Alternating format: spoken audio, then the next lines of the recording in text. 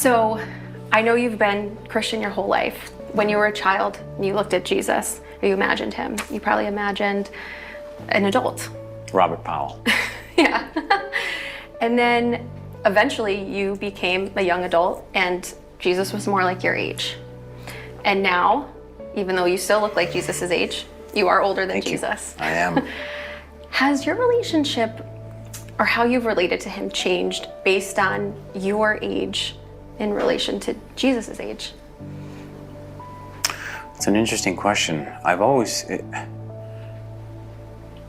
It's always interesting to go back and, as you get older, to look at, in media, to look at actors when you were a kid who were adults, and then you see them as older people now, and then you go back and look at their work when you were a kid, when you were around the same age as them, and you're like, whoa, Patrick Stewart was like 40-something when he did Star Trek: The Next Generation. A little bit of a Star Trek fan.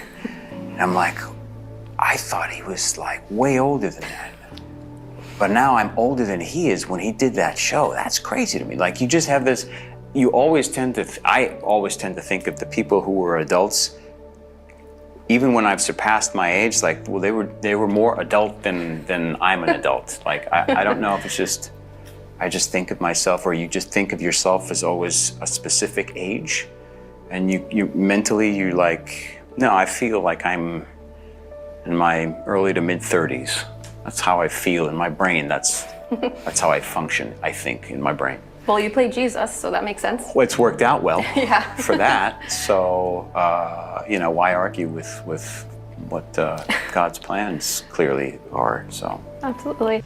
Beauty glittering through